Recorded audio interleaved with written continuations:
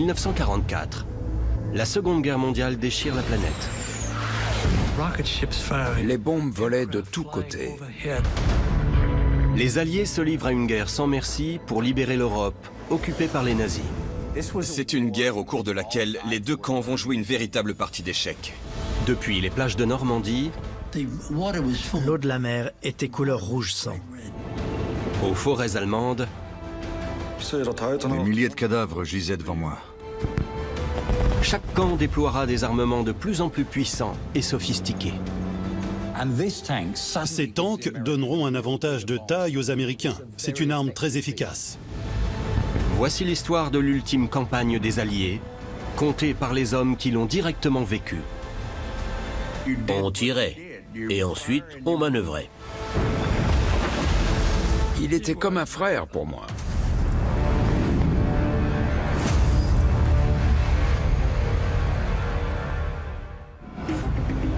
Les soldats ayant survécu au débarquement vont maintenant devoir livrer des combats de grande envergure pour conquérir la ville de Caen.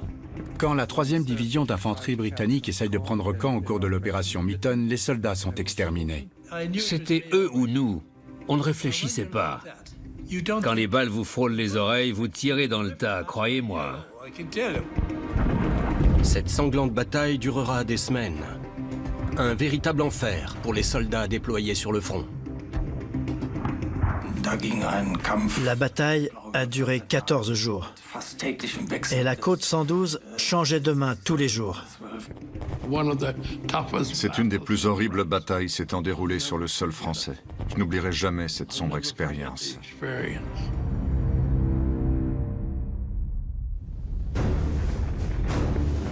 Juin 1944. L'Allemagne est impliquée sur 3 fronts. En URSS, elle vient de subir les défaites de Stalingrad et de Koursk. Elle doit maintenant se battre pour contenir l'armée rouge. En Italie, les Allemands ont abandonné Rome pour battre en retraite vers le nord du pays. Et le 6 juin en France, les forces alliées ouvrent un nouveau front depuis les côtes de Normandie, suite à la plus grande opération militaire de tous les temps. Caen est le point clé de la région.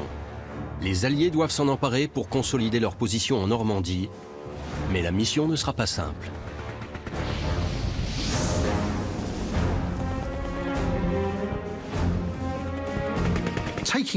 La prise de Caen est une importante partie des opérations, car en prenant la ville, les Alliés pourraient maîtriser les accès principaux allant et venant de Normandie. Edwin Bramall a 20 ans lors de la bataille de Normandie. Il sera plus tard nommé officier supérieur des forces armées britanniques. Les combats ont débuté alors qu'on voyait Caen au loin. On espérait prendre la ville en une journée, mais ça ne s'est pas vraiment passé comme ça. Bruce Melanson de Nouvelle-Écosse a menti sur son âge pour incorporer l'armée. En 1940, il est envoyé sur le front. Montgomery,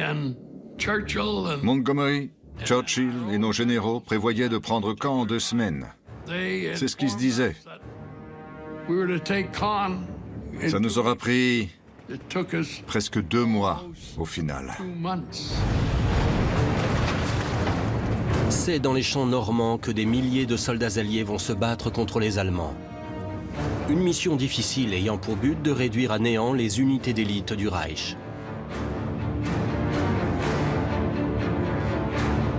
En tant que jeune officier, Patrick Delaforce est aux commandes d'une batterie d'artillerie composée de 4 canons.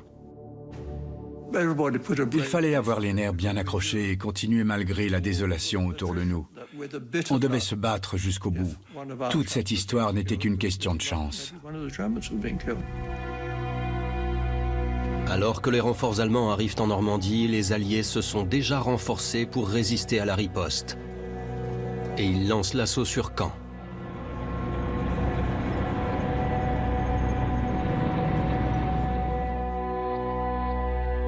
La tâche est confiée au commandant des forces alliées terrestres, le général Bernard Montgomery. Surnommé Monty, le célèbre général anglais est un officier émérite, qui s'est distingué plus tôt dans le conflit, en évacuant sa division de Dunkerque et en minimisant les pertes. Une promotion suivra et en 1942, il est nommé commandant des forces britanniques en Afrique du Nord, où il vaincra l'Africa Corps de Rommel au cours d'une bataille décisive. El Alamein. Très particulier et souvent décrit comme arrogant, il jouit toutefois d'une grande popularité auprès de ses hommes. Montgomery est un chef de grand talent à l'ego démesuré, qui aura pour habitude, surtout après la guerre, de dire qu'il était capable d'élaborer des plans de bataille de manière à ce que l'ennemi ne puisse rien y faire. Une fois le débarquement terminé, Montgomery décide de se concentrer sur les flancs britanniques et canadiens. Il va laisser les Américains de côté, tout en les encourageant à livrer leur propre bataille. Pendant que l'armée américaine, sous le commandement du général Omar Bradley, avance lentement à travers la Normandie sur le flanc droit, Montgomery planifie la prise de Caen. Pour cela, il compte sur la 2e armée britannique menée par le lieutenant-général Dempsey. À l'origine, elle n'est composée que de divisions ayant débarqué le 6 juin. Mais d'autres troupes atteignent les côtes chaque jour, dont les vétérans d'Afrique du Nord de Montgomery, la 51e division d'infanterie et les hommes de la fameuse 7e division blindée, surnommée les Rats du désert. Les soldats de Montgomery pourront compter sur le soutien des navires de guerre de la Royal Navy, stationnés dans la Manche, dont le HMS Rodney et le HMS Roberts. Les bombardiers et les avions de combat les appuieront depuis les airs.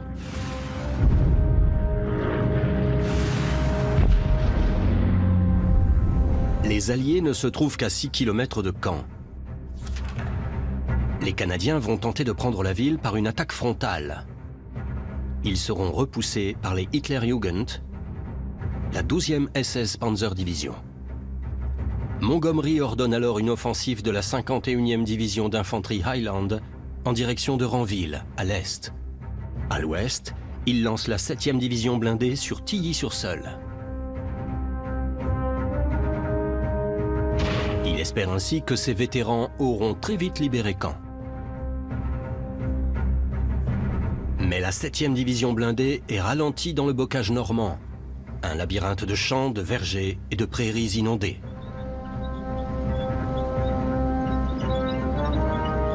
Les Rats du désert sont alors une des rares unités équipées du nouveau char d'assaut britannique, le Cromwell. On a tendance à comparer les chars de combat entre eux. Mais le Cromwell ne sera jamais comparable au Panzer, car ils n'ont strictement rien à voir et ils n'ont pas la même utilité. Le Cromwell est le blindé le plus rapide de la Seconde Guerre.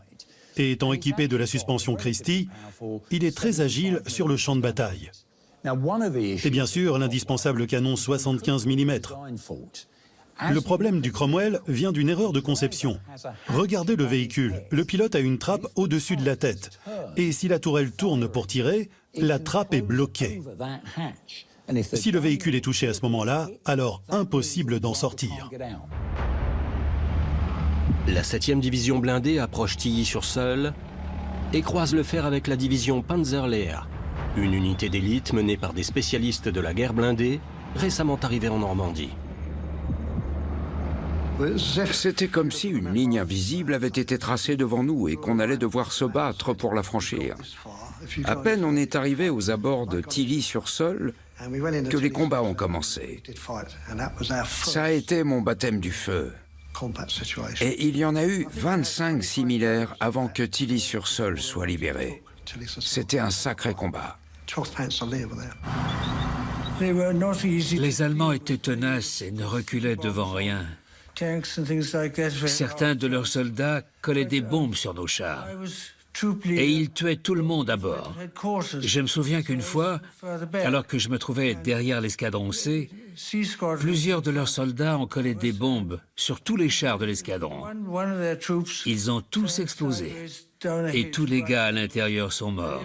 Je suis repassé à cet endroit 2 semaines plus tard. Et les cadavres de nos collègues se trouvaient toujours à l'intérieur. En arrivant sur place, on était méfiants. Mais on ne s'inquiétait pas plus que ça, parce qu'on ne voyait pas un seul Allemand à l'horizon. Mais eux nous voyaient et nous attendaient, les deux pieds fermes, avec leurs chars d'assaut et tout leur arsenal. Alors qu'on avance vers la ville et que je suis assis sur la caisse de mon char, le tank devant moi est directement touché et une main atterrit à mes pieds. Enfin, c'était tout un bras. J'ai hurlé comme jamais. Les troupes allemandes sont décidées à livrer bataille aux Britanniques. Mais la situation évoluera en leur défaveur. Le 12 juin, 1re et 2e division d'infanterie américaine lancent une attaque sur le flanc britannique et parviennent enfin à traverser la ligne de défense allemande. La 7e division blindée va s'immiscer dans la brèche et atteindre Villers-Bocage, avec pour objectif d'encercler Caen depuis le sud-ouest. Alors que les soldats britanniques entrent dans Villers-Bocage, les civils français se bousculent pour leur souhaiter la bienvenue et célébrer la fin de 4 années d'occupation. Nous sommes entrés dans le village. Il faisait beau, les Français sont sortis dans la rue et nous ont accueillis avec des fleurs, du cidre et du calva. Sur le coup, aucun signe des Allemands. Ça s'annonçait très bien. Les Français nous ont dit « Il n'y a pas de chars allemands à Villers-Bocage, parce qu'ils se trouvent tous à Tracy-Bocage et les villages avoisinants. » Donc, on a traversé le village assez rapidement, sans craindre quoi que ce soit. Je me souviens que je roulais à une vingtaine de mètres derrière le char du colonel. Les habitants ont tort et leurs célébrations sont prématurées. 30% des pertes étaient prévues lors du débarquement. On ne les a atteints qu'une fois à Villers-Bocage. John Cloudsley Thompson et son escadron cessent leur avancée et ignorent la présence de la 101e division blindée allemande, qui arrive rapidement depuis l'Est. J'étais occupé à analyser des cartes pour prendre des décisions. Et d'un coup, le char du colonel qui se trouvait devant moi explose. L'explosion a été d'une incroyable violence. La division est attaquée par un détachement de chars Tigre allemands. J'ai vu ce char au loin, son 88 mm visé vers nous, et bim! Le tir est parti. Je me suis réfugié à l'intérieur de la tourelle et j'ai regardé à travers le périscope ce qui se passait à l'extérieur. J'ai senti une intense secousse au niveau de mes jambes. Heureusement que je ne me tenais pas complètement debout, sinon je serais tombé. Au commandement du détachement des monstres d'acier de 55 tonnes, une légende de la Waffen-SS, le chef de char Michael Wittmann. Il se fait une réputation sur le front de l'Est et il est un véritable don du ciel pour la machine de propagande allemande. Les chars Tigres de Wittmann arrivent en France en 1944 et sont mobilisés après le débarquement pour bloquer l'avancée britannique autour de Caen. Alors que la 7e division blindée britannique avance pour prendre les terres entourant le village de Villers-Bocage, les chars Tigres de Wittmann se trouvent à proximité. Dès lors qu'il s'aperçoit que les blindés alliés sont à l'arrêt, Wittmann lance l'attaque et décime la 7e division blindée britannique. L'attaque destructrice de Wittmann aux abords du village va détruire 13 tanks britanniques, 2 canons anti-chars et 13 autres véhicules blindés en quelques minutes seulement. C'était horrible, parce qu'on voyait des tanks en flammes, et on se disait que le nôtre pouvait très bien être le suivant sur la liste. Mais il ne fallait pas y penser, et nous défendre. Le char Tigre de Wittmann sera détruit en août 1944, mais d'ici là, il causera énormément de dégâts. On a perdu la moitié du régiment en une journée à Villers-Bocage. C'était un désastre. Les journaux allemands s'emparent immédiatement du succès de Wittmann. La machine de propagande allemande va gonfler cette victoire. Wittmann sera interviewé à la radio allemande le soir même. Sa réputation va enfler, et bien sûr, celle du char Tigre également.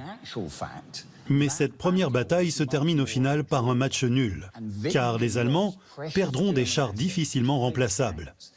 Et les Alliés aussi.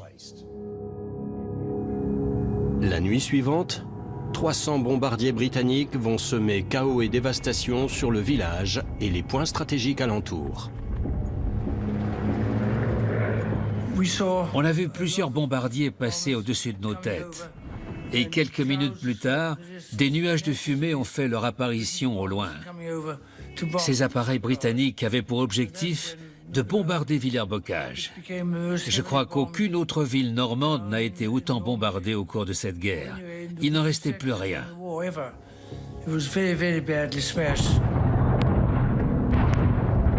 Les Alliés se félicitent de ne pas avoir eu à lutter contre les puissantes divisions blindées allemandes au cours du débarquement. Le commandant Erwin Rommel a demandé à ce que ces unités d'élite soient stationnées à proximité de la côte, afin de réduire en cendres la moindre tentative d'invasion alliée. Mais Adolf Hitler va repousser cette requête. Les Panzerdivisions ne peuvent être déplacées que sur son ordre personnel. Adolf Hitler est en effet le commandant suprême des forces armées allemandes. Pourtant, il n'a suivi aucune formation tactique militaire et n'a jamais dépassé le grade de caporal. À partir de 1940, il va de plus en plus s'immiscer et interférer dans les débats militaires.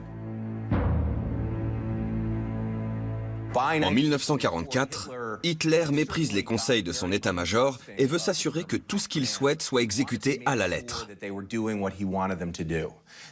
Il donnait des ordres extrêmes et précipités. Par exemple, en empêchant les forces allemandes de battre en retraite, en les forçant à tenir des lignes ou des villes à n'importe quel prix, quels que soient les mouvements alliés. Ces stratégies mal étudiées et inutiles mèneront l'armée allemande à sa perte. Hitler n'autorisera la présence que de 3 Panzerdivisions le long de la côte normande. Le reste du contingent se trouvera dans les terres, en attente de mener une contre-attaque une fois que le Führer l'aura ordonné. Mais lors du jour J, les ordres d'Hitler arrivent trop tard pour que les unités de réserve de Panzerdivision atteignent les plages de Normandie à temps.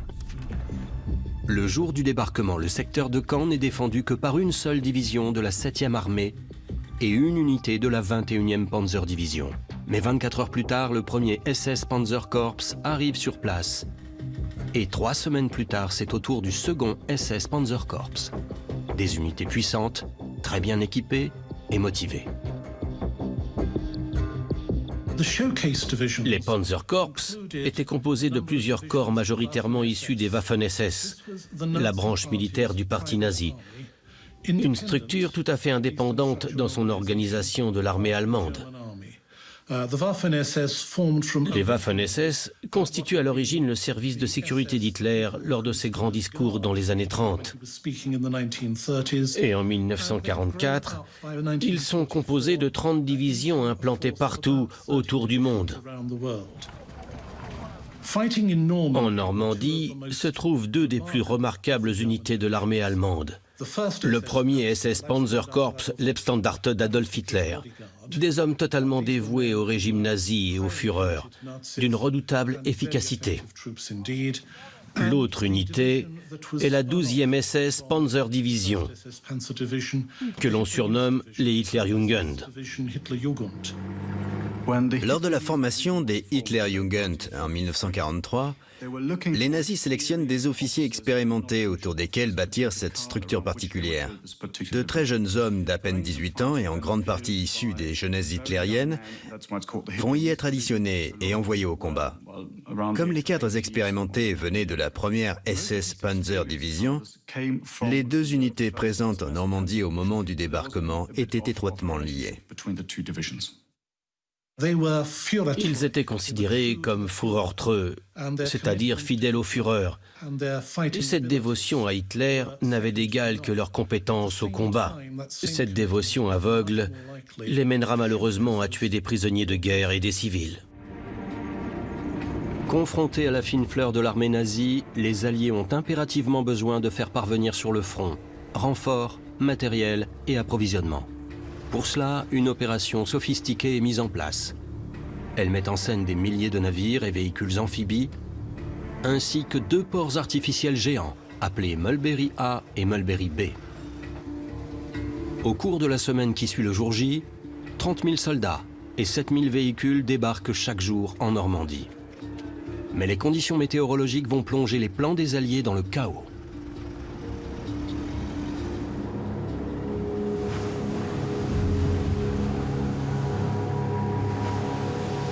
Le 19 juin, la pire tempête enregistrée depuis 40 ans s'abat sur la région.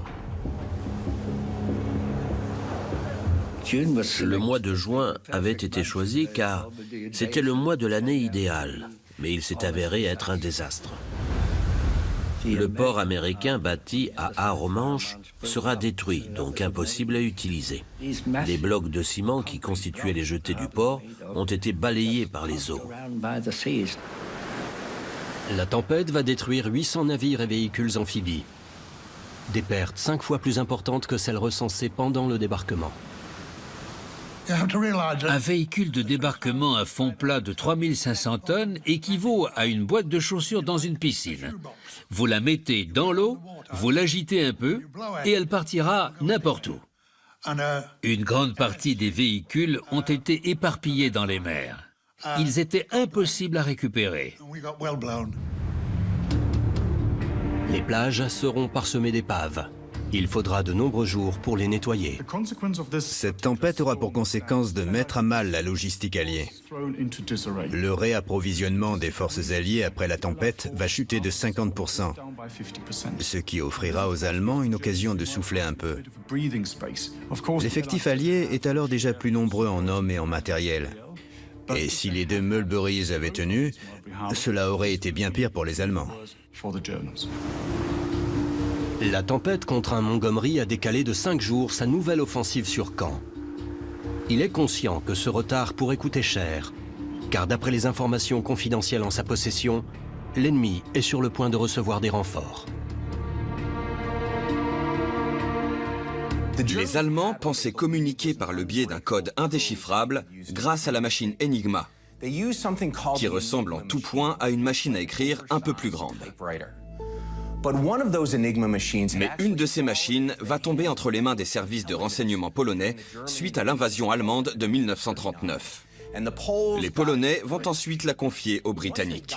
Et une unité spéciale va travailler 24 heures sur 24 pour déchiffrer le code et pouvoir ainsi lire les messages allemands.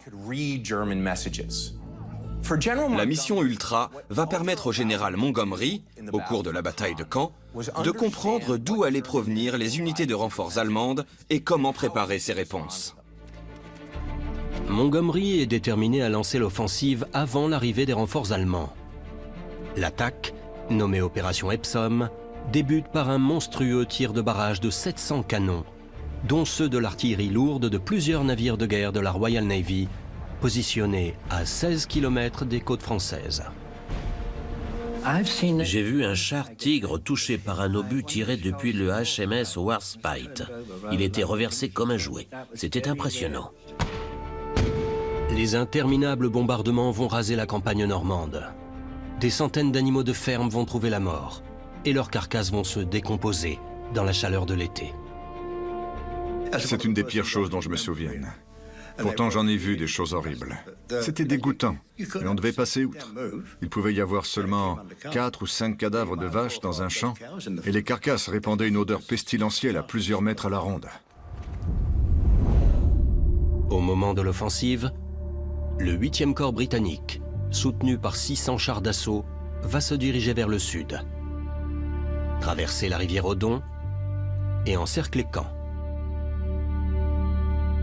Pour soutenir ces mouvements, la 3e division d'infanterie canadienne part prendre Carpiquet, pendant que la 49e division se dirige vers Rauray. Mais les Allemands ont eu le temps d'organiser leur système de défense, et les pertes sont lourdes.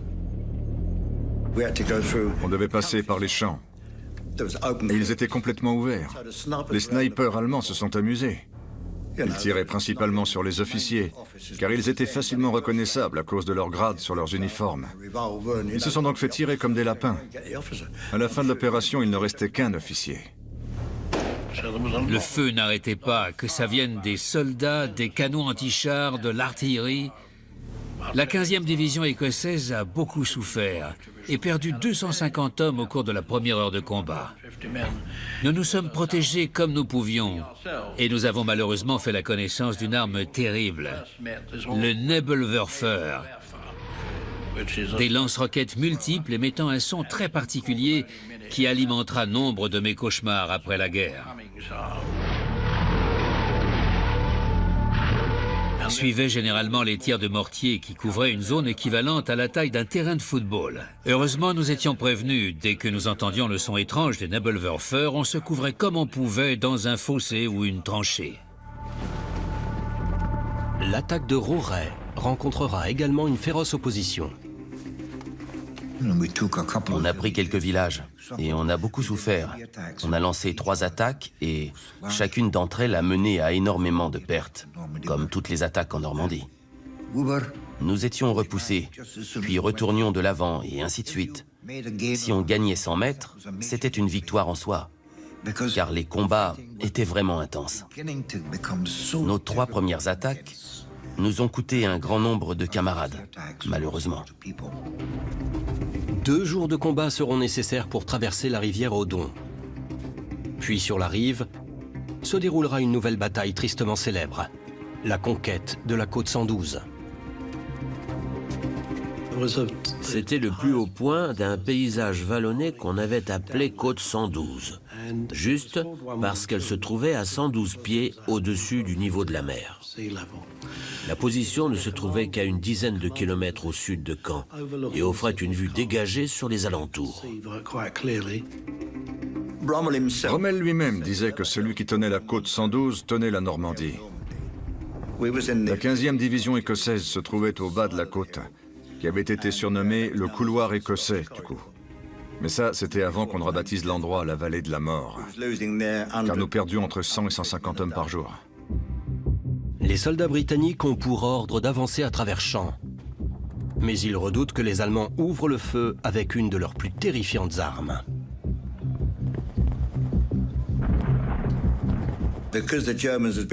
Les Allemands étaient là depuis bien plus longtemps que nous et étaient bien positionnés et protégés derrière des sacs de sable. Il n'a pas été simple de s'en débarrasser, car leurs satanées mitrailleuses faisaient tomber nos gars comme des mouches. Les soldats britanniques vont se retrouver sous le feu de la redoutée et dévastatrice MG42. La mitrailleuse MG42 est une conception allemande typique. Une merveille d'ingénierie capable de tirer un nombre de balles impressionnant. C'était une arme très redoutée, aucun doute là-dessus.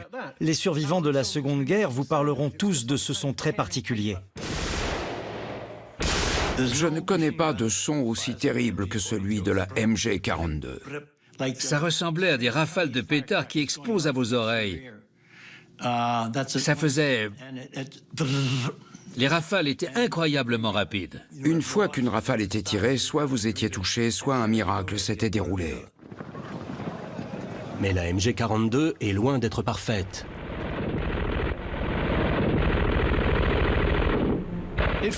Elle tire 1200 balles par minute, le double des capacités britanniques.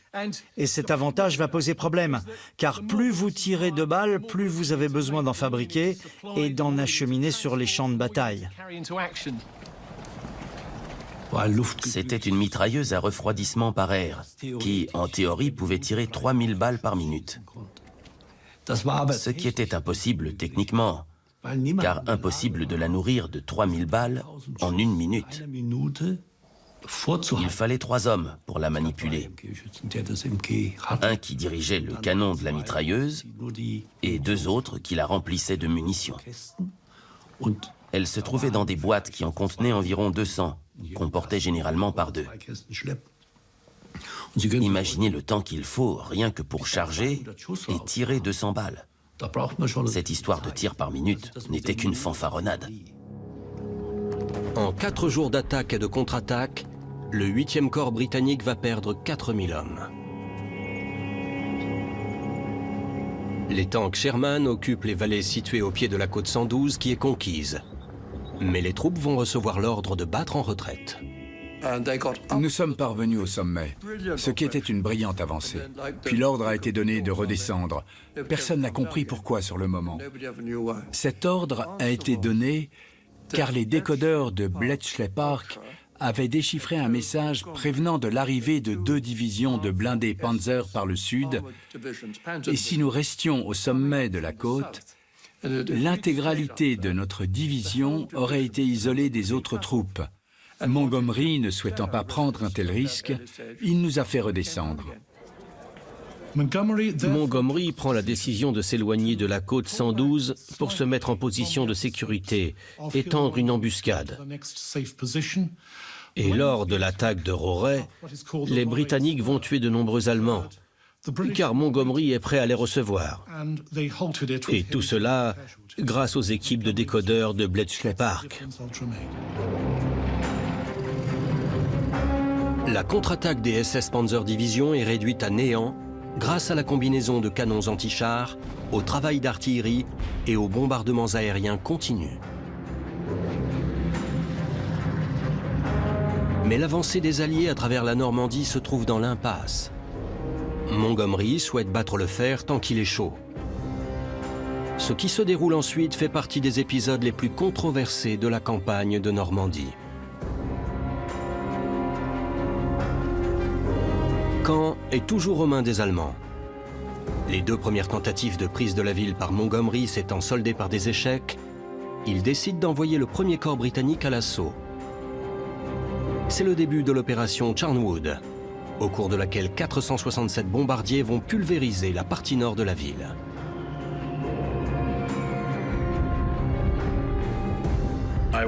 J'ai pu assister au bombardement de Caen aux premières loges. Le sol tremblait sous mes pieds. C'était impressionnant. On se trouvait très près du bombardement. Un de nos avions a été touché par les canons anti-aériens allemands. Il est parvenu à se poser à proximité de notre emplacement et nous nous sommes donc précipités vers la colline pour prêter main forte à l'équipage. Et un des officiers a dit « Éloignez-vous, il y a des bombes à bord !» Alors on a dévalé la colline dans l'autre sens. Je n'ai jamais couru aussi vite. Caen a été littéralement réduite en cendres. Nous nous sommes souvent demandé pourquoi elle avait été aussi lourdement bombardée. Parce qu'au final, une ville en ruine complique la tâche de l'infanterie, qui n'a plus aucun endroit pour se cacher. Les positions allemandes sont fragilisées par les tirs de canon provenant du HMS Rodney, du HMS Belfast et du HMS Emerald. Puis les Hawker Typhoon de la Royal Air Force entrent en scène. Nous pouvions admirer les typhons en action depuis l'endroit où nous nous trouvions. On voyait les canons allemands envoyer leurs roquettes, alors que les avions les évitaient et frappaient les chars Tigres par derrière. Les rafales de canon étaient terribles, au point qu'on se demande encore comment les avions s'en sont sortis indemnes.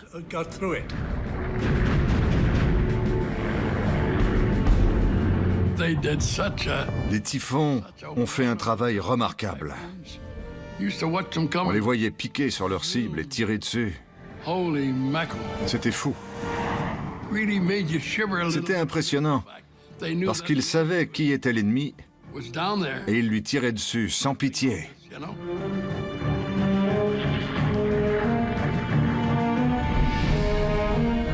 Britanniques et Canadiens vont se battre avec acharnement pour conquérir les villages tenus par les Allemands en périphérie de Caen. Entre la côte et Caen, il y avait 8 villages fortifiés tenus par les Allemands. Beaucoup de soldats, d'artillerie, de chars et de canons anti-aériens. Galmanche était un de ces maudits villages fortifiés. Nous avons lutté à 2 reprises pour Galmanche. Puis un jour, nous avons souffert de telles pertes au niveau de l'infanterie que le colonel a ordonné de battre en retraite. L'escadron B, qui était mon escadron, marque une pause à un moment. Les Allemands, qui se trouvaient en hauteur dans le village, voyaient tout ce qui se passait. Dès lors qu'on bougeait un petit doigt, ils nous tiraient dessus en continu pendant 4 ou 5 heures, alors que nous n'avions plus d'infanterie. Nous avions l'ordre de tenir, de ne pas reculer et de nous faire tirer dessus sans pouvoir faire grand-chose. Je n'ai jamais connu explosion plus dévastatrice que celle des obus. Je me souviendrai toute ma vie de ce son et de cette explosion. Un jour, alors qu'on était en formation dans la ville, un obus a atterri derrière moi, entre les jambes de mon meilleur ami, Alec Duncan. Moi, je me trouvais à quelques mètres devant lui. Et je peux vous dire que j'ai été sonné. Quelques minutes plus tard, le collègue Harold Burden, qui se trouvait à la gauche d'Alec, me dit « Comment ça va ?» Je lui réponds que je ne sais pas trop et lui demande « Comment va Alec ?» Il me répond qu'il est mort et qu'il a perdu ses 2 jambes. Une horreur. Rue par rue, à travers les ruines de Caen, les Canadiens affrontent les Hitlerjugend, plus déterminés que jamais.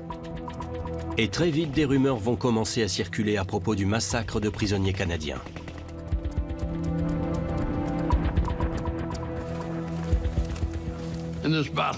Au cours de la bataille de Caen, nous étions face aux troupes les plus déterminées d'Hitler. Sous le commandement du général Kurt Meyer. Cette ordure a fait exécuter 24 Canadiens détenus prisonniers dans l'abbaye. Il les a assassinés. Kurt Meyer, ici à l'image, sera accusé par un tribunal canadien d'après-guerre d'avoir ordonné l'exécution de prisonniers canadiens durant la bataille.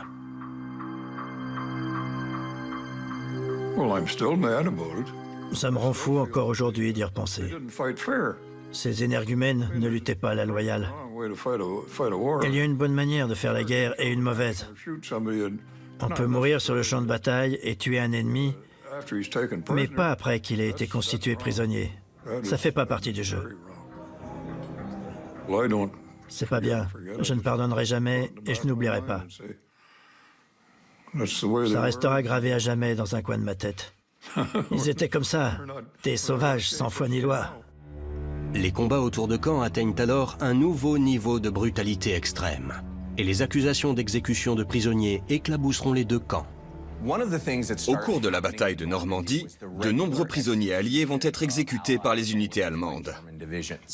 Ces exécutions seront pour la plupart commises par des unités ayant servi sur le front de l'Est et qui vont perpétuer les mêmes atrocités à l'Ouest. Ces exécutions seront également commises par les unités les plus dévouées et patriotiques, telles que les Hitlerjugend.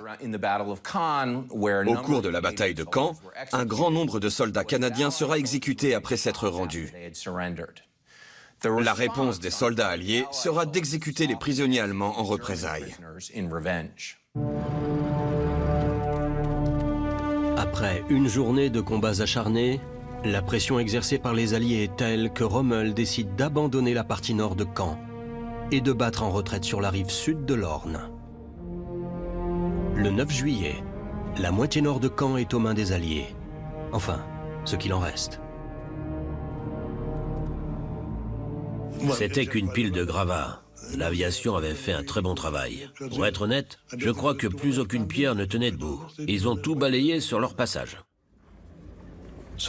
La confrontation entre les 2 armées au cœur de la ville, en plus du bombardement aérien, a réduit Caen en ruine.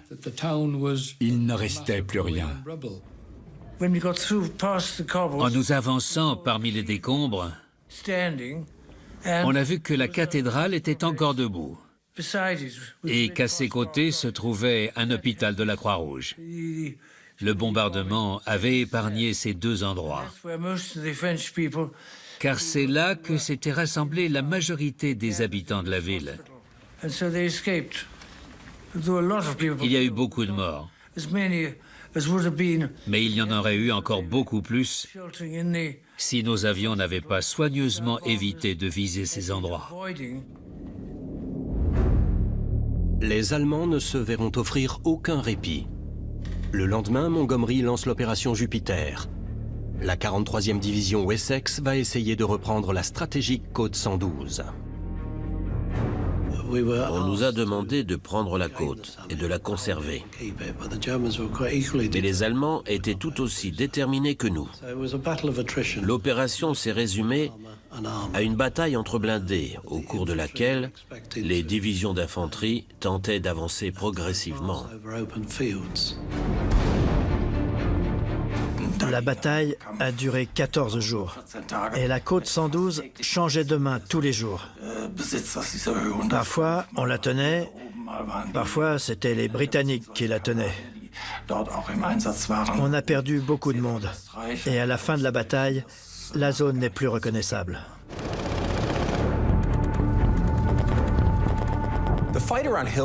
Cette bataille pour la côte 112 sera d'une extrême violence et les combats seront intenses. Les Allemands vont baser leur défense sur les mitrailleuses, les canons anti-chars, anti-aériens, les tanks et autres véhicules blindés.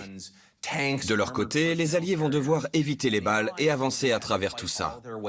Les soldats savaient que s'ils levaient la tête, un canon allemand posté à 1 km leur tirerait dessus.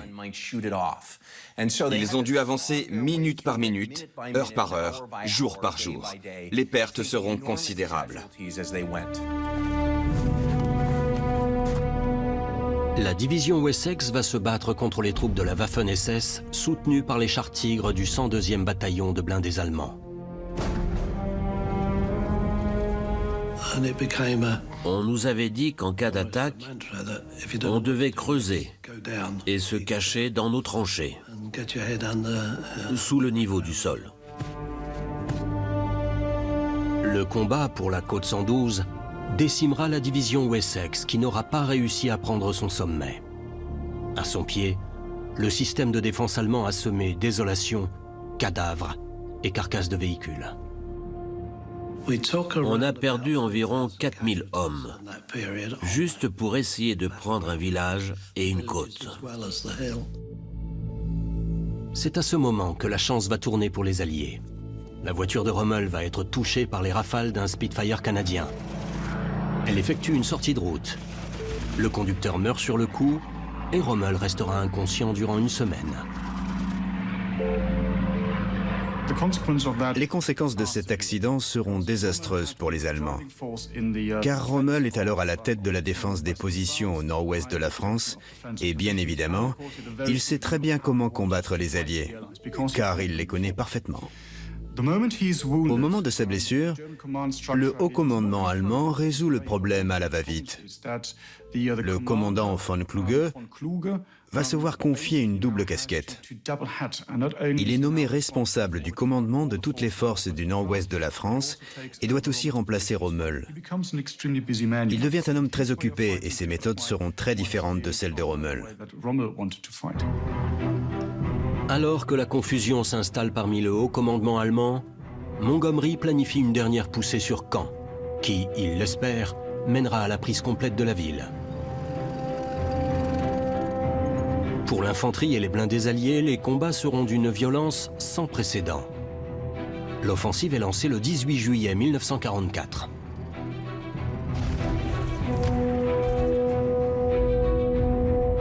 La première phase de l'opération Goodwood est une attaque par l'ouest de Caen, pour pousser les unités de réserves allemandes au combat. À l'est de la ville, les 750 chars des 7e et 11e divisions blindées britanniques lancent l'assaut principal. Pendant ce temps, au cours de l'opération Atlantique, le 2e corps canadien va s'attaquer à la moitié sud de la ville. Les bombardiers alliés vont faire pleuvoir des tonnes d'explosifs sur les positions allemandes. Le raid est suivi d'un gigantesque barrage d'artillerie. L'infanterie alliée et les blindés vont ensuite débuter leur avancée. Ce qui a fait le plus de mal à nos troupes, c'est la supériorité matérielle de l'ennemi. Et surtout le feu d'artillerie qui a précédé l'avancée de leur infanterie. C'était quelque chose. Dans un premier temps, la progression à travers les villages détruits et désertés est rapide. De nombreux soldats allemands, encore étourdis par la puissance des bombardements, se rendent. Mais rapidement, depuis des positions camouflées, les flaks ouvrent le feu et détruisent les chars britanniques un à un. Face aux blindés britanniques se trouve une très puissante défense allemande. Ils avaient fortifié des fermes, caché des mitrailleuses et des canons, dont le fameux flak, qui se trouve derrière moi. C'est un canon de 88 mm, dont les obus étaient capables de transpercer les blindages de Sherman à une distance de 2,5 km. Ces derniers ont d'ailleurs été progressivement décimés sans même savoir d'où provenaient les tirs ennemis. Ce canon anti-char est à l'origine conçu pour abattre les bombardiers alliés. C'est l'une des pièces d'artillerie que nous craignons le plus. C'étaient des canons anti-aériens à l'origine, mais les Allemands ont eu l'intelligence de s'en servir de deux manières. Ainsi, ils pouvaient tirer sur nos chars et sur nos bombardiers. C'était très efficace, il fallait y penser. Les Allemands vont d'abord utiliser les flaks en tant que canons anti-aériens. Ces énormes obus étaient projetés à des hauteurs incroyables afin d'éliminer les bombardiers alliés volant à 6000 mètres d'altitude.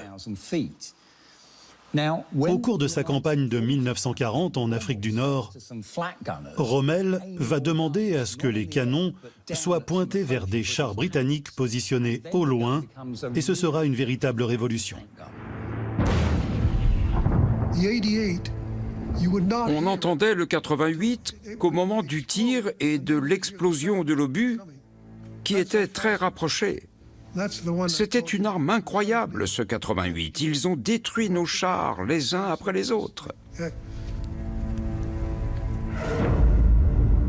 À la fin de la journée, les Britanniques auront avancé de 5 km. Pendant que les secondes et troisièmes unités d'infanterie canadiennes encerclent le camp, qui sera prise le lendemain matin. Caen est enfin entre les mains alliées. Montgomery souhaite que les abords sud de la ville servent de point de départ à la libération complète de la Normandie. Pendant 2 jours, chars et infanterie britanniques et canadiens vont se battre pour avancer face à la résistance allemande. Aucun des soldats présents sur le champ de bataille n'envie la condition de ses collègues. Je n'avais pas envie de me trouver dans un char. Et les gars dans les chars ne voulaient pas être dans l'infanterie parce qu'ils nous voyaient sans protection. C'est toujours la même chose. Un gars à bord d'un bombardier nous voyait en se disant « Heureusement que je ne suis pas à leur place ». Mais nous, au moins, on pouvait creuser un trou et nous protéger. Eux ne pouvaient rien faire en cas de pépin. L'assaut allié sera sans pitié et ne laissera pas aux divisions allemandes le temps de se regrouper. Les unités allemandes n'ont plus le choix. Elles battent en retraite, mais se retrouvent immédiatement confrontées à une nouvelle offensive alliée.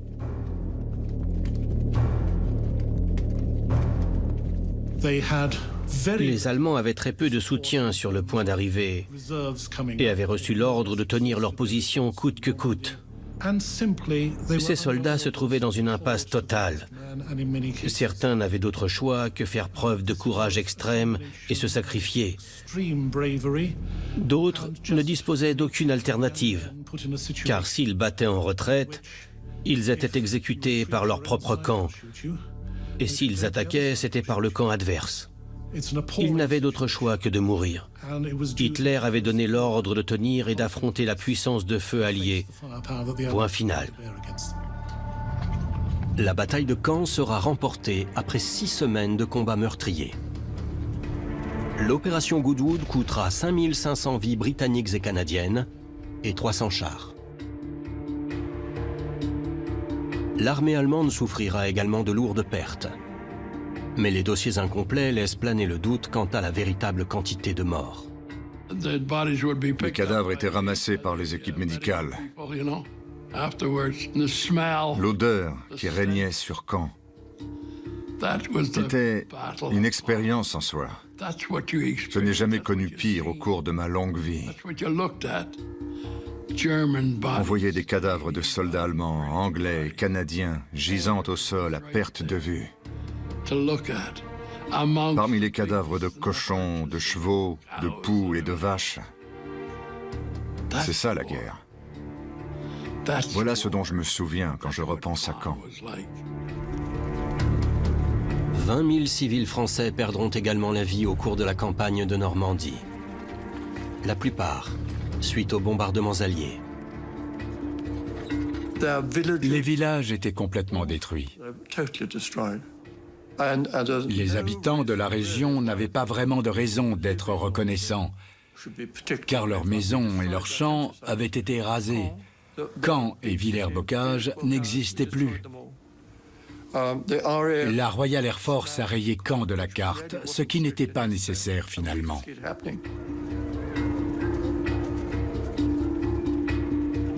La libération de Caen ne mènera pas à la percée envisagée par Montgomery, car Britanniques et Canadiens sont toujours confrontés à des défenses allemandes positionnées au sud de la ville. L'opération Overlord, l'invasion alliée de l'Europe, prend de plus en plus de retard.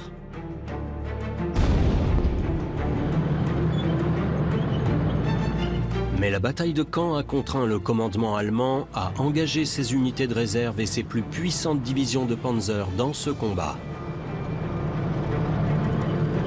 50 km à l'ouest, le général Omar Bradley est sur le point de récolter les fruits de la bataille de Caen.